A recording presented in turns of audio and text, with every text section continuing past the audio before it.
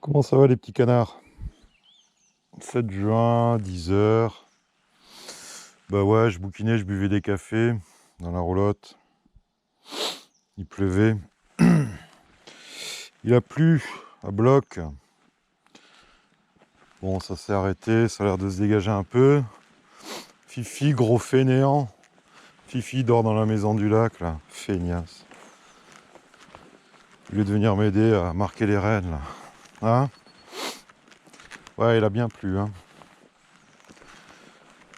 On a une semaine un peu pluvieuse. Allez, on regarde. 35, 40, 45, ouais, un bon 45 mm d'eau, quoi. Voilà, ça fait du bien. Je suis passé hier en arrivant là sur le rucher des Perdrix et j'ai visité vite fait. Enfin, ça rentre même fort. Ça rentre sur le Saint-Foin, hein, puisqu'il y a des champs autour. Alors, les rennes de Fifi, j'ai pris la pincette, on va essayer de les marquer quand même, hein, si on les voit. On va voir si elles pondent, si ceci, cela. Ouais, je vais m'éloigner un peu parce que j'ai pas de cagoule là. Alors les frelons européens, je t'en parle même pas de ce qu'il y a dans les pièges. C'est impressionnant. Et des gros, hein. Hein, toujours pareil, hein. On va pas relancer le débat, mais pour ou contre les pièges, machin. Hein, moi je les piège, hein. Écoute. J'ai vu ce que ça faisait que d'avoir des nids d'Européens. Merde, le dernier. Pas loin du rucher. Et donc, j'évite. Les pièges sont pleins de mouches aussi, hein. C'est effrayant ce qu'il y a comme mouches dans les pièges. Ouais, bien sûr, les pièges, c'est pas très sélectif, hein. Tu chopes des mouches, tu chopes des papillons. Je suis d'accord, hein. Mais bon, je crois pas que les mouches soient une espèce en voie d'extinction. Les papillons, puis on est dans le parc du Verdon, hein. C'est un peu des espaces protégés. Voilà. La badass, alors, la badass. Bah écoute, ce que tu vois un peu en marron, là, ça défleurit, là, hein, ça fane, on va dire, dans mon langage. Mais ça continue à pousser, hein. Voilà. Donc ouais, très content que le rucher des Perdrix, en une semaine, il n'y a pas eu beaucoup de jours de butinage, puisqu'il a plu 2 ou 3 jours quand même. Elles m'ont rempli toutes les rives. Et bah ça continue, hein. Tu as vu la photo. On est au tout début de la floraison de ce Saint-Foin, là, donc voilà, hein. On va voir ce que ça dit, mais bon, c'est vrai que c'était tellement bas en réserve que je sais pas si ça fera des hausses ou pas, hein. L'essentiel pour moi, c'est que les colonies ne crèvent pas de faim quand même, hein. C'était tendu, hein. Dans le pick-up, j'ai 4 bidons de sirop là, et de sirop lourd, parce que je t'ai dit, j'ai flippé, hein. Quand t'as tes colonies sans aucune réserve dans le corps et avec 200-300 grammes dans les os, ça bouffe, hein, une colonie sur 10 cadres, parce qu'elles sont sur 10 cadres de couvain, hein. Donc malgré tout, il y a quand même du monde, hein. Ouais, ça peut crever en saison, une colonie d'abeilles, hein, faut pas croire, hein. C'est tendu de faire du miel, hein, des fois, hein. Moi, je te dis, je vais pas faire crever des colonies pour faire du miel absolument, hein. Si vraiment c'était pas rentré cette semaine, je te dis, hein, je virais les hausses et je balançais du sirop lourd, hein, fin de l'histoire, sur ces ruchers là-bas, hein. C'est comme ça. C'est comme ça. Voilà, bon, on aurait eu un printemps dégueulasse au niveau du miel, mais bon, après, là, elles sont toujours, hein, sur la badass, hein. Tu vois. Et là, avec la pluie, toutes les plantes vont remieler, hein. Ils vont se régaler, hein. Badass, ici, les ronces, bah, toujours pas écloses, hein. Les ronciers ne sont pas encore en fleurs, hein. Il y a des gros boutons. Ça fait du bois, en veux-tu en voilà, ça pousse. Il y a un moment ça va éclore et ça sera pas mal, hein. Mais c'est pas encore le cas. Ouais, ici c'est la mi-saison, hein. Dans le sud-est. Hop, voilà, ça y est. On va se faire la clope. Donc la saison n'est pas finie, hein. Chez nous c'est... Bah, ceux qui ont du romarin, ça commence très tôt, romarin, puis après tu as une mielée de printemps. Et puis après, bah, selon les endroits, il y a quand même... On fait un peu de miel en été, jusqu'à, on va dire, sur ce rucher, mi-juillet, quoi. Si ça continue à tomber un petit peu de temps en temps, là. Et ouais, la pique, la pluie, c'est chiant, mais tu sais, il en faut, hein.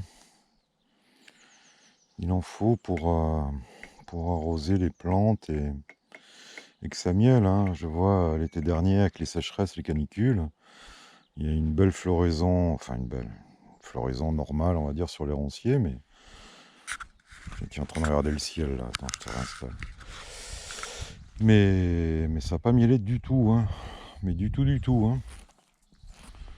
Donc là, de l'eau, il en faut, hein, idéalement, tu vois.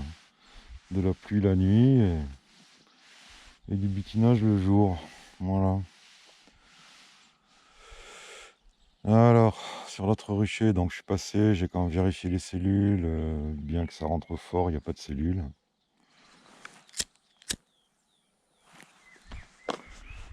Alors, pour parler des colonies essaimeuses, parce que souvent on lit qu'il faut tuer la reine, des essaims qu'on récupère. Moi, je récupère pas, hein, par manque de temps.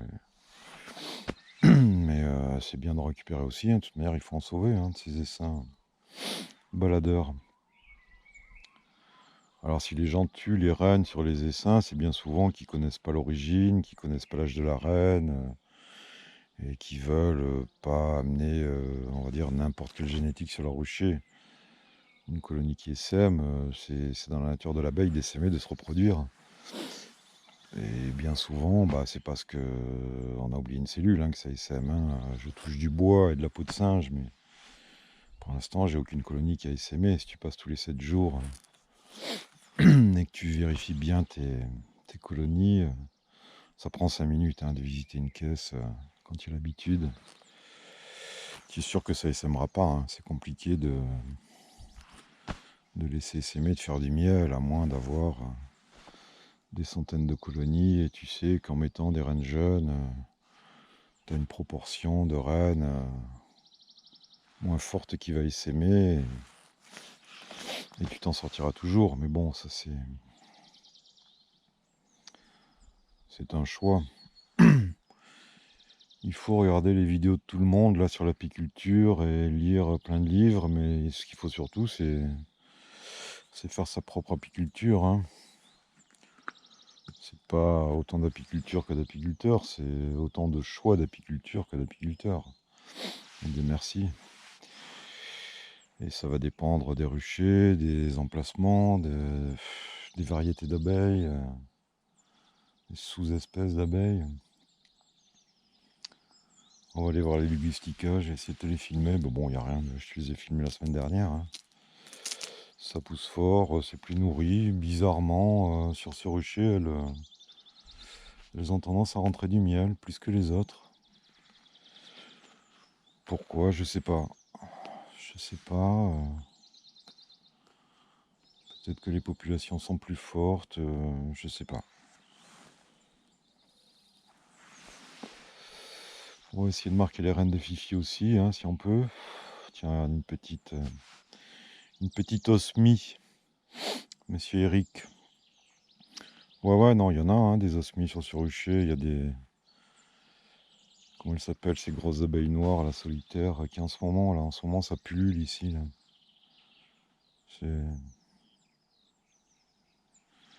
Faut observer un peu les trucs, hein. on nous dit que les ruchers, ça empêche les abeilles solitaires et compagnie de s'installer, qu'il faut les supprimer des parcs naturels, comme sur la Côte Bleue, comme dans certains coins, en Belgique aussi, où ils font la chasse aux ruchers. Ouais, je sais pas. Moi, je sais que je vois de tout hein, sur le rucher, hein, des bourdons, des abeilles solitaires.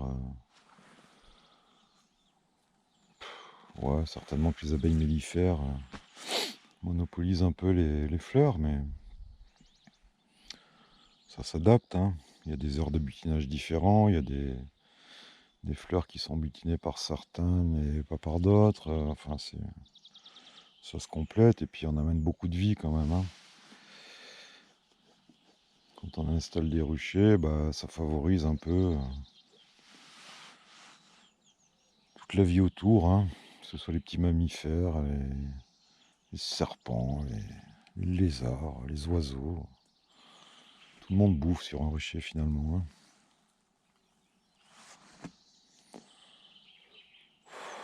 Enfin bon, chacun ses croyances. Hein. On est plus dans des croyances peut-être que... Ouais, il y a quelques études, il y a toujours des études. Mais...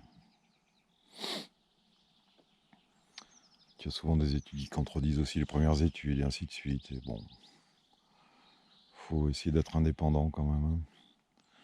Observer ce qui se passe et faire au mieux. Ouais, je suis un peu cassé là. Il a plu toute la nuit et ça fait un bruit quand même sur le bois de la roulotte. Là. En même temps, comme tu vois, c'est un peu gris, annonce de la pluie vers midi 1h.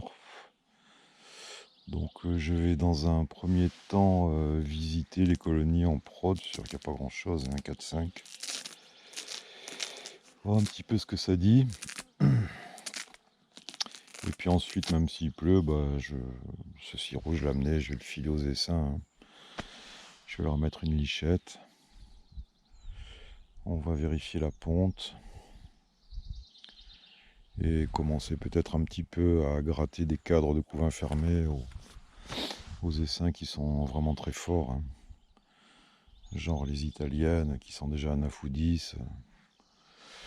On peut leur pomper un petit cadre ou deux d'abeilles pour équilibrer des colonies. Hein. Cadre de couvain prêt à naître, un marron foncé et sans abeilles. Voilà. Pour éviter que ça frite. Bon, ça frite rarement, mais ce qu'il faut, c'est équilibrer. Hein. Pensez aussi que pour chauffer le couvain, parce que les nuits sont pas super froides, mais quand même, ça descend à 15 ou 16. Il faut quand même qu'il y ait un peu de monde. Hein.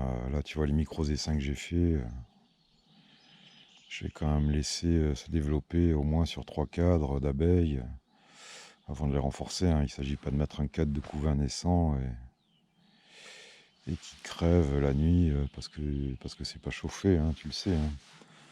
C'est 36 degrés. Hein. Le couvain. Bon, voilà, pas une grosse motive, en même temps, il n'y a pas grand-chose à faire. Donc ça va se faire gentiment. Récupérer les 2 petits nucléi sur O7, là, pour... je vais changer de... Alors, je te l'avais dit, hein, ces nucléi là en O7, ils sont pas assez hauts pour les cadres. Donc je vais changer mon truc, je vais les garder, mais je vais dévisser les fonds et je vais faire un fond adaptable. Comme ça, les O7 pourront me servir sur des ruchettes en fin de saison qui peuvent pas, ou j'ai pas envie de les passer en 8 cadres ou en 10 cadres, et donc je mettrai les O7 sur les colonies. Même si elles seront en 5 cadres, c'est pas grave. Donc il faut que je modifie ces nuques pour mettre les barrettes 5 cadres, là, les écarteurs 5 cadres, et que je fasse des fonds un petit peu surélevés pour les poser dessus avec 2 accroches, tu vois, pour que les cadres, pour qu'il y ait un passage sous les cadres. Hein. Voilà, tu sauras tout. Ça sera un peu mon programme de cet hiver, fabriquer des petits nuques comme ça à partir de O7. mais en gardant la possibilité de me servir de CO7 comme AO7 et pas comme Nuke. Voilà. Alors est-ce qu'il faudra découper des grilles à rennes? Ouais, sûrement. Je prends une grille à rennes en deux et ça fera 2 O7. Voilà, voilà. Bon, de la pluie, du soleil qui revient. En théorie, ça devrait faire un peu de miel en été quand même. Jusqu'au 15-20 juillet. Ça miel quand même ici, sur ce rucher. Rucher de Menton, j'en sais trop rien. Rucher de Menton, ça rentre régulièrement. Il y a eu un petit trou de mielet aussi, là, mais c'est reparti.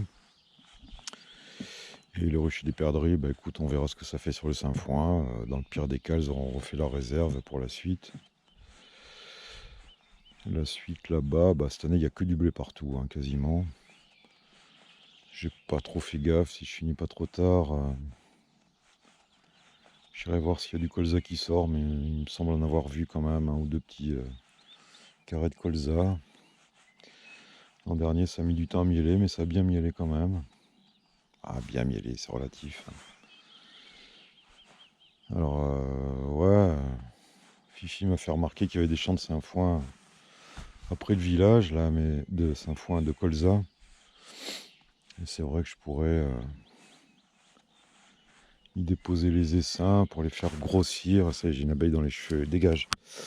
Mais je suis pas très client. Enfin, je pense que j'ai surtout la flemme de déplacer les essaims pour les mettre là-bas. Voilà. Le concours, on en parle vite fait.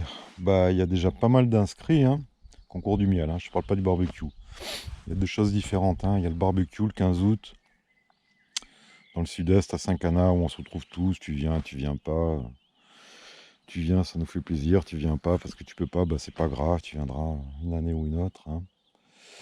Et le concours, c'est autre chose. Tu n'es pas obligé de venir au barbecue pour participer au concours. Il faut juste que tu contactes Thierry, qui va te donner l'adresse, envoyer ton miel, 2 pots de 500 grammes, un pour le concours et un pour l'analyse. Si tu gagnes